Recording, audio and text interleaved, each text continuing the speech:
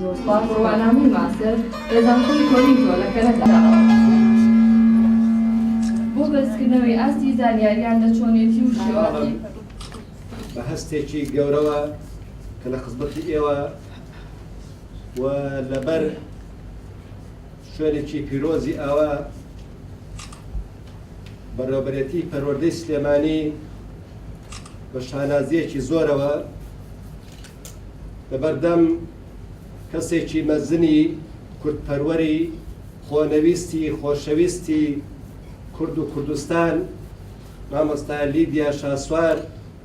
سەردان ئەنەوێنێت بۆ خەرمانی خەباتی خزمەتی ئەو بەڕێزە و هەروەها بۆ ئەو بنەماڵەیە بۆ ئەو قوتابخانەیە خۆشەویستی ئێوە و دڵسۆزی ئێوە بۆ ئەو ئینسانە مەزنە مرۆڤەی کە لەبەر دەمی ئێوە دانیشتووە ئێمە ئمڕۆ خەڵات و ڕێزلێنانی پێبەخشین وەکو بەڕێوەبەرێتی پەروەردەی سلێمانی سیبریا و ڕەشەباکەی سلێمانی بەیەکەوە ئاوێتە کرد تەوار ئاسا لە ناومانە تاکو ئێستاش دەژین بۆ کورد پەروەردەی سلێمانی وەکو نەریتێک بەڕاستی ئەمە ئەم بەڕێزەیەکم کەس نییە بەڵکو چەندین ڕێزلێنانمان کردووە بۆ ئەو کەسانەی کە خزمەتی مناڵی کورد پەروەردەی کورد مامۆستای خۆت دەکەن ئەم خاتونە کورد و ڕۆسیشە بۆیە ئەمە لە هەموو خەڵاتەکانی کە لە لای ئێمە پیرۆستر و گەورەترە هیواداری لەمە قۆڵکات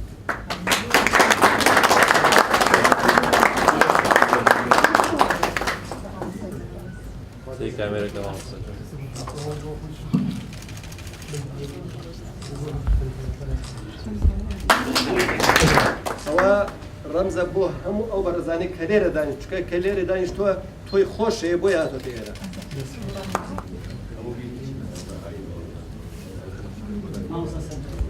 مامۆستا سەربەستە بۆ فەرموو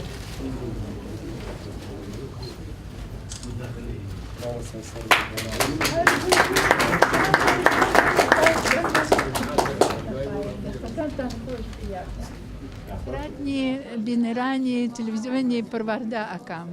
و زۆر سپاسی بۆ تەلەڤیزیۆنەکەتان ئەکەم کە هاتن بۆ ئەم ڕۆژە و لە ئەم ڕۆژە خۆشەکە بەشداری ئێوەش بەشداری لێرە بووین اینجا من کاگوێی لە ئەو قسەکانم گرت ئەزانین چ شتێکە وای لێ هاتووتەوە وەکو من ئینسانێکی زۆر زۆر زۆر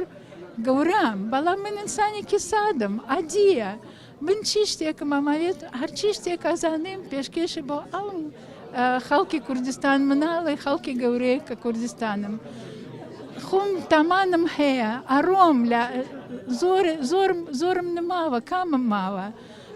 ئاوتاد لە من کراوە زانیاری من کراوە وێرن وێرەگرن ئەزانی چی لە جنوبی ئەفریقای پێڵێن ئینسانی گەورە کە ئەڕوات یانی خواحافیزی لەم دنیاە کات و مەکتابێکی ئەڕوات پێش ئەوەی مەکتابێکی من بڕوات و لێم وەرەگرن زۆر زۆر سپاسیتانەکەم بۆ ئەم ڕێزلێنانەکەمەی بۆ بگیرن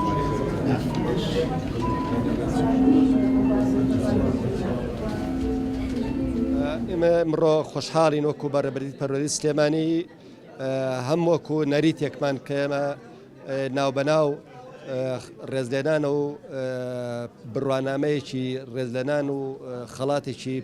گوڵێک بەخشینە ئەو کەسایەتیانەی کە خزمەتی پەروەردەیان کردووە مناڵ و قوتابیان کردووە خاوەن پێداویستی تایبەتیان کردووە بەڕاستی یەکێ لەو کەسانێک کە ئەمڕۆ دەستنیشان کراوە ئێمە هاتینە خزمەتی لیدیا خانمی شاسوار کە بەڕاستی ئەم مرۆڤە خۆی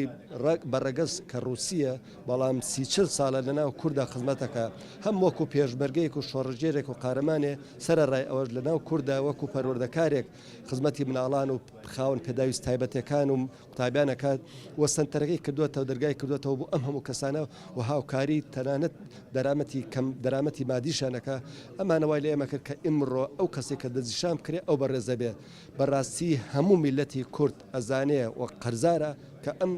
خانمە رووسیا کوردیە چی کردو بۆ کوردستان و بۆ کورد و بە شاری سلێمانی بۆ یەکێ لەو کەسانە ئێمە کە ئەمڕۆ هەڵمەبژارد و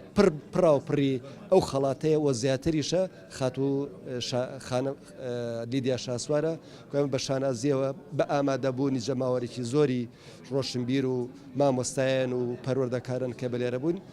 ڕێزلێنانمە بەخشیە ئەو خاتونە هیوادارین هەروە لە ناو میلەتمانە زیاتر خزمەت کات و کەسانی تریشە بە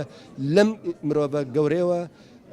فێر بێت و هەنگاو بنێت بۆ خزمەتی وڵاتەکەی و نیشتیمانەکەی و کوردستان.